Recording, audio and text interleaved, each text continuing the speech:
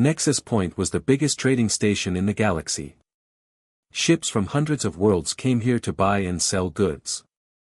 The massive station spun slowly in space, creating artificial gravity for all the different species that lived and worked inside its metal walls.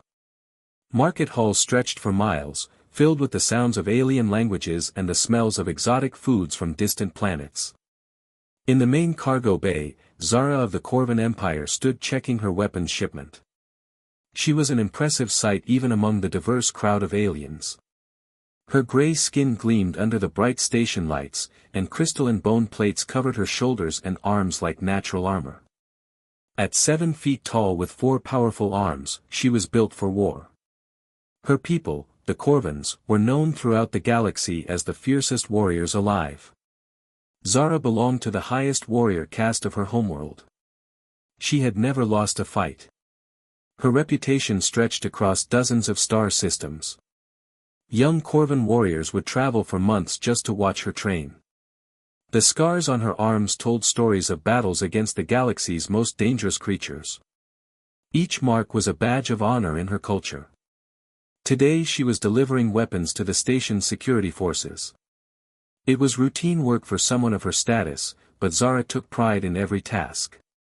Her 4 arms moved with practiced efficiency as she checked each crate against her manifest. The crystalline plates on her body hummed with a low blue glow, a sign of good health and strong life force in her species. "Excuse me, coming through," said a voice behind her.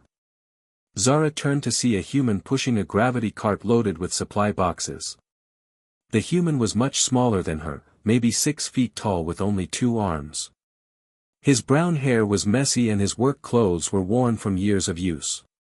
A name patch on his jacket read, "Ben Rivers, Cargo Division." Humans were the newest species to join the Galactic Trade Alliance. Most aliens saw them as weak and unimpressive. They had no natural armor like the Corvans. They were not as fast as the Zalani or as strong as the Brutox. They could not fly like the Avians or live underwater like the Aquarians. To most of the galaxy, humans seemed to have no special abilities at all. Ben maneuvered his cart through the narrow space between cargo containers. The bay was crowded today, with ships from 12 different worlds loading and unloading goods. He had been working double shifts all week to keep up with the demand. His muscles ached and his eyes were tired, but he kept moving forward with steady determination. As he passed Zara's position, one wheel of his cart caught on an uneven floor plate. The cart lurched sideways, and Ben stumbled as he tried to keep control. His shoulder bumped into Zara's arm, causing her to drop the manifest she was reading. "Sorry about that," Ben said, stopping to pick up the fallen papers. "These old carts have minds of their own sometimes." Zara stared down at the human in disbelief. In her culture, touching a warrior without permission was a serious insult. The fact that this weak creature had bumped into her was bad enough. But he seemed completely unaware that he had done anything wrong. He was just standing there with his pathetic 2 arms, holding out her papers like nothing had happened. Around them, other aliens had noticed the incident. A group of Thorian merchants stopped their conversation to watch. 3 Zalani traders turned their attention from their data pads. Even the station workers paused in their duties. Everyone knew Zara's reputation. They were waiting to see what she would do to the foolish human. "You dare touch me, weak one." Zara's voice was low and dangerous. Her crystalline plates began to glow brighter, shifting from blue to orange, a warning sign in Corvan body language. Ben looked confused. He glanced around at the watching crowd, then back at Zara. "I said I was sorry. It was an accident. The cartwheel got stuck and I lost my balance." "Accident or not, you have insulted my honor," Zara declared, her voice growing louder. "In the old ways of my people, this demands satisfaction through combat." More aliens gathered to watch the confrontation. Word spread quickly through the cargo bay that Zara of the Corvan Empire was about to challenge a human to single combat. Some aliens activated recording devices to capture what they expected to be a very short and one-sided fight. Ben set down his papers and looked up at the towering warrior. Look, I really am sorry I bumped into you. But I've got work to finish. Maybe we could just shake hands and call it even.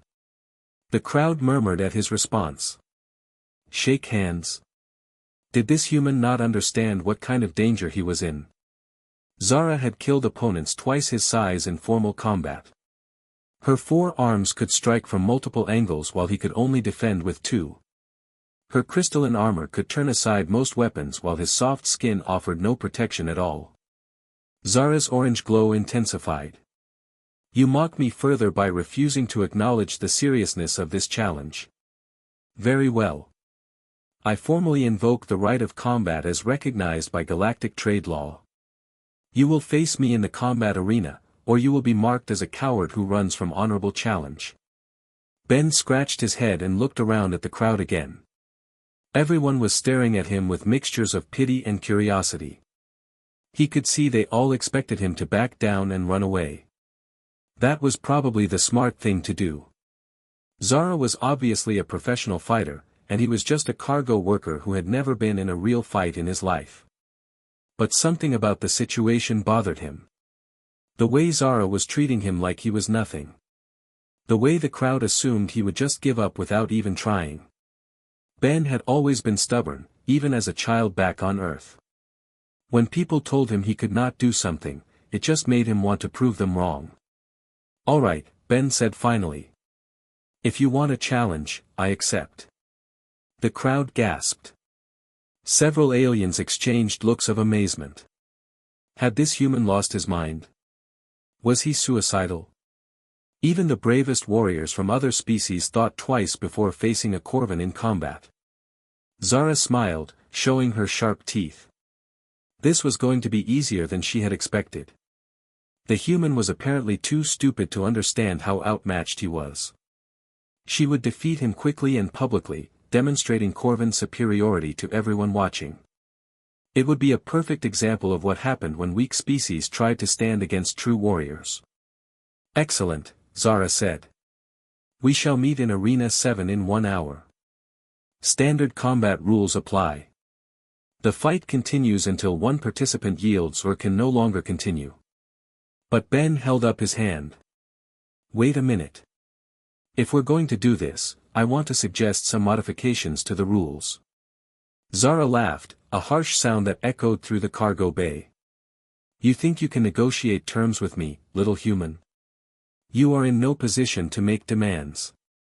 I'm not making demands, Ben replied calmly. I'm making suggestions. You want to prove Corvan warriors are superior to humans, right? So let's make it interesting. Instead of just a regular fight, how about we make it a real test of warrior abilities? The crowd leaned in closer, curious to hear what the human had in mind. Even Zara looked intrigued despite herself. What could this weak creature possibly suggest that would make any difference in the outcome? Ben pointed to the cargo containers around them. A true warrior should be strong, tough, and smart. So let's test all 3. 3 stages instead of 1 fight. First stage, endurance and strength. We each carry heavy cargo across the longest corridor in the station. Second stage, problem solving under pressure. Third stage, precision and control when exhausted. Zara considered this proposal. It was unusual, but it would actually give her more opportunities to humiliate the human. She could demonstrate her superiority in multiple areas instead of just combat skills. And the cargo carrying test would show everyone just how pathetic human strength was compared to Corvan might. These terms are acceptable, Zara declared. Though I warn you, making the challenge longer will only extend your suffering. When I am finished with you, everyone in this station will understand why Corvans are the dominant warrior species in the galaxy. Ben nodded and stuck out his hand. Fair enough. Good luck. Zara stared at his extended hand in confusion. Was this some kind of human ritual? After a moment, she cautiously reached out with one of her 4 arms and grasped his hand briefly. The human's grip was surprisingly firm, though still weak compared to her own strength. Word of the unusual challenge spread through Nexus Point like wildfire. By the time the hour was up, hundreds of aliens had gathered to watch. Betting pools formed quickly, with odds heavily favoring Zara. Most bets on Ben were joke wagers placed by friends who wanted to show support for the doomed human. In the cargo bay that had been cleared for the challenge, Ben stretched his legs and checked his worn work boots. He had spent his break drinking water and eating a simple meal. Some aliens in the crowd pointed and laughed at his preparation routine. Compared to Zara's intimidating warm-up display of strength and speed, Ben looked completely unprepared. Zara performed traditional Corvan combat exercises, her 4 arms moving in complex patterns while her crystalline plates glowed with energy. She lifted heavy objects with ease and demonstrated her reach advantage. Every movement was designed to show the crowd just how outclassed her human opponent was. Station security officers set up the course for the first challenge. 2 identical cargo containers, each weighing exactly 200 pounds, were placed at the starting line. The finish line was marked 3 miles away at the far end of the station's longest corridor. The rules were simple: first one to carry their container to the finish line wins the first stage. As the competitors took their positions, Ben looked up at Zara one more time. "You know, back on my homeworld, we have a saying. It's not the size of the dog in the fight, it's the size of the fight in the dog." Zara snorted in dismissal. "Your homeworld sayings will not help you when my strength proves superior to yours, human. Prepare yourself for defeat." The signal was given, and the first stage of the most unusual challenge in Nexus Point's history began. The signal echoed through the cargo bay, and both competitors moved toward their containers. Zara approached her cargo box with confident ease. Her 4 powerful arms allowed her to lift the 200-pound weight as if it were nothing more than a bag of feathers. The crystalline plates along her shoulders and back glowed bright blue as her muscles engaged, distributing the load perfectly across her warrior frame. Ben, on the other hand, had to work much harder just to get his container off the ground. He squatted down, wrapped his arms around the metal box, and lifted with his legs. His face showed the strain as he adjusted his grip and found his balance. The difference in their starting positions was obvious to everyone watching. "Look at that pathetic human struggle," one Thorian merchant said to his companion. "This will be over before they reach the first checkpoint." Zara heard the comment and smiled. She decided to make her victory even more impressive by showing off her speed. With the heavy container secured in her grip, she broke into a fast run down the corridor. Her 4 legs moved in perfect coordination, each step covering twice the distance that Ben could manage with his shorter stride. The crowd followed along the corridor's viewing windows, watching as Zara quickly pulled ahead. Within the first quarter mile, she had already gained a 50-meter lead. Ben maintained his steady walking pace, seemingly unbothered by falling behind so quickly. Some spectators began to lose interest, thinking the outcome was already decided. Ben focused on his breathing and his footsteps. This reminded him of the long hiking trips he used to take in the mountains back on Earth. His grandfather had taught him that the secret to covering long distances was not speed, but rhythm. Find a pace you can maintain, and stick to it no matter what happens around you. Zara glanced back and saw Ben far behind her. She felt a surge of pride in her superior abilities. This was exactly what she had expected. The human was already falling behind in the first few minutes. By the time they reached the halfway point, he would probably give up entirely. She increased her pace even more, determined to lap him before the first mile was complete.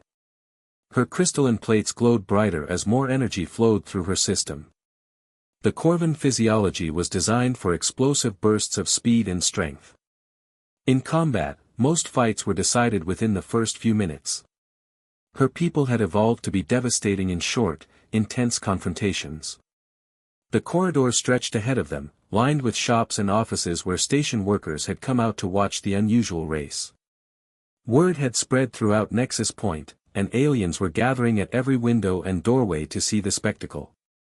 Most had never seen a human attempt anything this physically demanding against a Corvan warrior. After 20 minutes, Zara was nearly half a mile ahead. She felt fantastic. Her breathing was still easy, her muscles felt strong, and her confidence was at its peak. She had already lapped Ben once and was working on lapping him a second time. The human looked small and insignificant in the distance behind her. This is almost too easy, she thought to herself. Perhaps I should slow down just to make it more interesting for the spectators. But as she considered reducing her pace, something unexpected happened. For the first time since the race began, she noticed that her breathing was getting a little harder. It was barely noticeable, just a slight increase in the effort required to fill her lungs.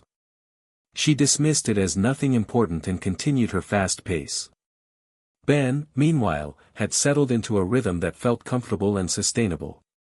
His grandfather's voice echoed in his memory, "The mountain doesn't care how fast you start climbing, boy. It only cares whether you're still climbing when you reach the top." He watched Zara disappear around a curve in the corridor ahead. The weight of the container was definitely challenging, but not overwhelming. His human body had adapted over millions of years to handle exactly this kind of sustained effort. On the grasslands of ancient Earth, his ancestors had hunted by simply following prey animals until they collapsed from exhaustion. The crowd's attention remained focused on Zara as she maintained her commanding lead. Betting pools were already paying out winnings to those who had wagered on the Corvan warrior. Some spectators started to leave, assuming the race was essentially over. But a few observant aliens noticed something interesting about the human's performance. His pace had not changed at all since the race began. While Zara's speed had varied as she sprinted ahead and then slowed down, Ben moved with the steady consistency of a machine. After 40 minutes, Zara began to feel the first real signs of fatigue. Her forearms were still strong enough to carry the container, but the weight seemed to be getting heavier. More concerning was her breathing, which had become noticeably labored. The crystalline plates on her body began to dim slightly as her internal energy reserves started to deplete. Corvan physiology was incredibly efficient for short bursts of intense activity, but it came with a significant drawback. Their bodies were not designed for extended periods of exertion. The same muscle fibers that could generate tremendous power for brief periods began to break down when forced to work continuously. For the first time since the challenge began, Zara looked back to check on Ben's progress. What she saw surprised her. He was much closer than she had expected. While she had been focusing on maintaining her lead, he had been steadily closing the gap. His pace was still exactly the same as when he had started. How is that possible, she wondered. The human should be exhausted by now. He should be slowing down just like any normal creature would after carrying heavy weight for this long. Ben noticed Zara looking back at him, and he raised one hand in a friendly wave before adjusting his grip on the container. He was definitely tired, but it was the good kind of tired that came from steady work. His muscles were warm and loose, his breathing was controlled, and his mind was calm. This felt natural to him in a way that explosive combat never could. The spectators who had remained to watch the race began to murmur among themselves. Something unexpected was happening. The human was not collapsing as they had all predicted. If anything, he seemed to be getting stronger as the race continued. After an hour, the situation had changed dramatically. Zara's blue glow had faded to a dim flicker. Her forearms, which had carried the container so easily at the beginning, now shook with the effort of maintaining her grip. Her breathing had become harsh and ragged, and she was forced to slow to a walk. Ben, on the other hand, continued his steady advance. When he finally passed Zara at the 1 hour and 15-minute mark, she was too exhausted to respond. She could only watch in bewilderment as the human she had dismissed as weak moved ahead of her with the same consistent pace he had maintained from the very beginning. The crowd erupted in shocked exclamations. Aliens who had never paid attention to humans before suddenly found themselves fascinated by Ben's incredible endurance. How was it possible that such a small, seemingly fragile creature could outlast a Corvan warrior? Dr. Vex, a Zalani scientist who specialized in interspecies biology, had been watching the race with growing interest. He began explaining to nearby spectators what they were witnessing. The human cardiovascular system is extraordinary, Dr. Vex said, his 3 eyes focused intently on Ben. Look at how efficiently he processes oxygen. His body temperature remains stable even under prolonged exertion. Most species, including corvins, are designed for brief periods of maximum output followed by extended rest. Humans appear to be designed for the opposite. Zara tried to increase her pace to catch up with Ben, but her body refused to cooperate. The crystalline plates that had glowed so brightly at the start were now completely dark. This was a sign of severe energy depletion in her species. If she pushed much harder, she risked permanent damage to her muscular system. As Ben moved further ahead, Zara experienced something she had never felt before in her adult life: doubt. Everything she had been taught about her people's superiority was being challenged by this unremarkable human who just kept moving forward no matter what. The race continued for another hour before the inevitable happened. Zara's legs finally gave out, and she collapsed to the corridor floor, her container crashing down beside her. Her breathing was so labored that medical teams immediately rushed to her aid. The proud warrior who had started the challenge with such confidence was now unconscious from heat exhaustion and muscle failure. Ben, unaware that Zara had collapsed behind him, continued toward the finish line. His pace remained unchanged. The crowd followed his progress in amazement, no longer viewing him as an amusing sideshow but as something unprecedented in their experience. When Ben finally crossed the finish line, still carrying his 200-pound container, the crowd erupted in applause. He set down his load, wiped the sweat from his forehead, and looked around in confusion at all the excited faces staring at him. "Where's Zara?" he asked. "Did she finish already?" The silence that followed his question told him everything he needed to know. Somehow, impossibly, he had won the first stage of the challenge.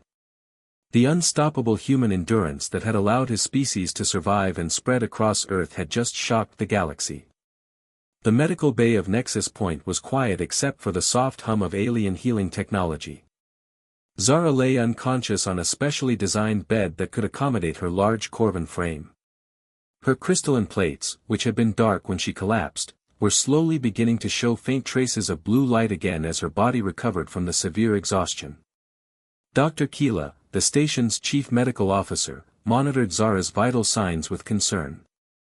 The Corvin warrior had pushed her body far beyond safe limits during the endurance challenge. Her muscle fibers had begun to break down, and her internal temperature had risen to dangerous levels. In Corvin physiology, this kind of prolonged exertion could cause permanent damage. "Will she be okay?" Ben asked from the chair beside her bed. Ben had been sitting there for 3 days, checking on Zara between his regular work shifts. When he learned that she was in medical care, he had immediately come to see how she was doing.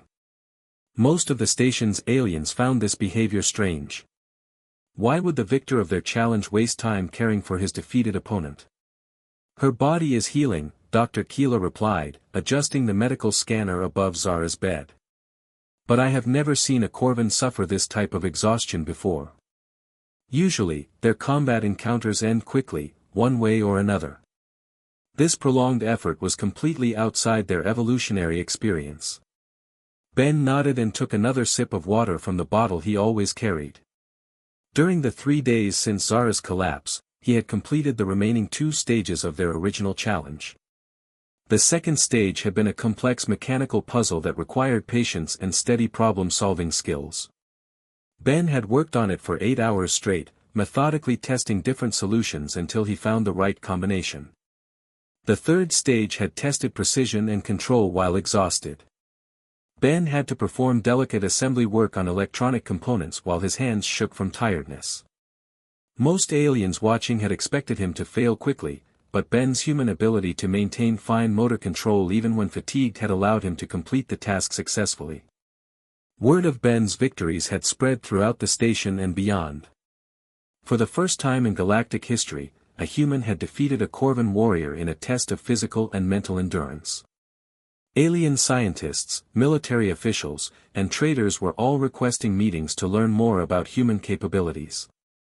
Dr. Vex, the Zalani scientist who had observed the race, had published a preliminary report on human endurance abilities. His findings were causing excitement in academic circles across multiple star systems. The implications of human persistence capabilities were just beginning to be understood. "Your species continues to surprise us," Dr. Keela said to Ben as she reviewed her medical data. "I have been studying the biological readings from your challenge performance. Your body maintained stable core temperature throughout the entire ordeal. Your heart rate increased moderately but never reached dangerous levels. Most remarkable of all, your muscle efficiency actually improved as the challenge continued." Ben shrugged. "My grandfather always said humans were built for the long haul, not the quick sprint. I guess he was right." On the medical bed, Zara began to stir. Her eyes opened slowly, and the crystalline plates on her arms flickered with weak blue light. She looked around the unfamiliar medical bay with confusion before her memory returned. The challenge. The race. The terrible moment when her body had simply refused to continue. "How long have I been unconscious?" she asked, her voice hoarse from dehydration. 3 days, Dr. Keela answered. "You suffered severe exhaustion and muscle breakdown. Your body is healing, but you will need several more days of rest before you are fully recovered." Zara turned her head and saw Ben sitting in the chair beside her bed. The human looked tired but healthy. There were no signs that he had suffered any lasting effects from their challenge. This realization hit her like a physical blow. Not only had he defeated her, but he had continued functioning normally while she lay unconscious for days. "You completed the other challenges," she said. It was not a question. Ben nodded. "Yeah, but they weren't really competitions since you couldn't participate. I just wanted to finish what we started." "Why are you here?" Zara asked. "You won. You proved your point. Why waste time sitting with a defeated enemy?" Ben looked genuinely surprised by her question. "Enemy? I never thought of you as an enemy. You challenged me to a contest, and we competed. Now you're hurt, so I wanted to make sure you were okay. That's what friends do." "Friends?" Zara struggled to understand this concept. In Corvan culture, warriors who defeated each other in combat might develop mutual respect, but friendship was not expected. Enemies remained enemies unless specific rituals of honor bonding were performed. "Well, maybe friends is too strong a word since we just met," Ben admitted. "But I don't hold grudges over fair competitions. You were honorable during our challenge, and you fought with everything you had. I respect that." Dr. Keela finished her examination and left the medical bay, giving them privacy to talk.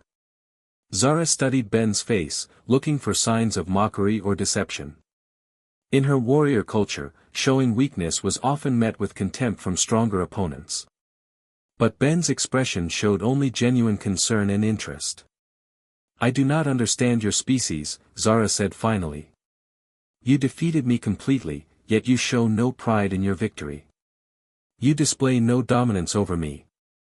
Where I come from, the victor would claim rights over the defeated warrior's weapons and status." Ben leaned back in his chair and considered her words. "That sounds like a pretty harsh system. On Earth, we learned that cooperation usually works better than domination. Sure, we compete with each other all the time, but we also help each other when someone is in trouble." "But I challenged you because I believed you were weak," Zara protested. "I intended to humiliate you in front of the entire station. How can you be kind to someone who wanted to cause you harm?" "Because you were wrong about me, but that doesn't make you a bad person," Ben replied. "You made assumptions based on what you had been taught about humans. Now you have new information. The question is, what are you going to do with it?"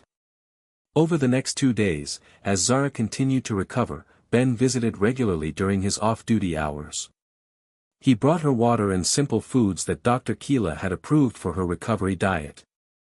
More importantly, he answered her growing list of questions about human capabilities and culture. Zara learned that humans had evolved as persistence hunters on their homeworld. While other predators relied on speed or strength to catch prey, humans had developed the ability to simply outlast their targets. They could track animals across vast distances, maintaining steady pursuit until their prey collapsed from exhaustion. We call it persistence hunting, Ben explained. The idea is not to be faster or stronger than what you are chasing. The idea is to never give up. Keep moving forward, step by step, until you reach your goal.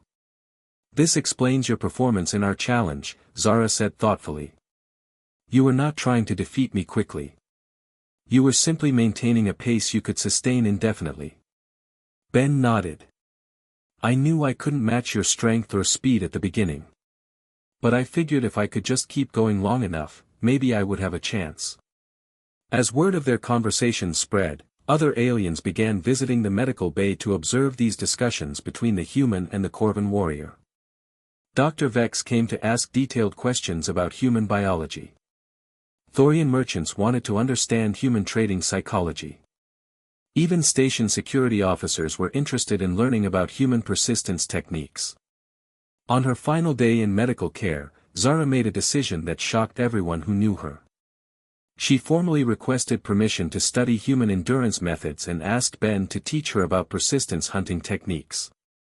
For a proud Corvan warrior to ask for instruction from a member of another species was almost unheard of. I have spent my entire life believing that quick, overwhelming force was the only path to victory, she told Ben. You have shown me that there are other ways to achieve success. I want to learn these methods.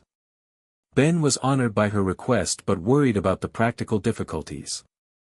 I'd be happy to share what I know, but I'm just a cargo worker. I'm not a trained teacher or anything like that. You have knowledge that no one in the galaxy possesses except your species, Zara replied. That makes you valuable beyond measure. I propose an exchange. I will teach you Corvan combat techniques, and you will teach me human endurance methods. Their training partnership began immediately. In the station's recreation areas, aliens gathered to watch the unusual sight of a Corvan warrior learning to pace herself under the guidance of a human cargo worker. Zara had to completely relearn her approach to physical exertion, moving away from explosive bursts toward sustained effort. The lessons were challenging for both of them. Ben had never tried to explain concepts that seemed natural to him, while Zara had to overcome instincts that had been bred into her species for thousands of generations. But gradually, she began to understand the mental discipline required for true endurance. Within weeks, their unlikely partnership had become legendary throughout Nexus Point. Other humans working on the station began to receive respect and recognition they had never experienced before.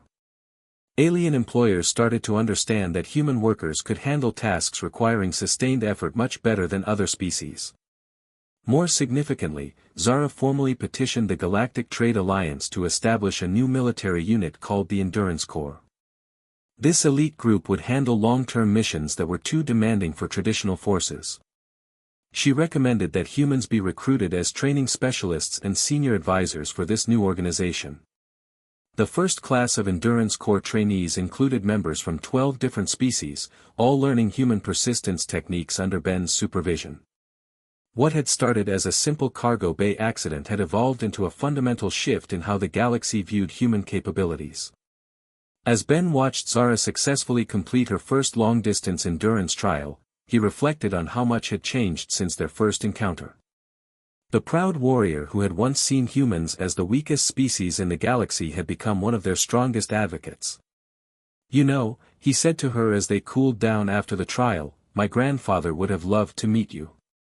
He always said the best way to make a friend was to show them what you were really made of.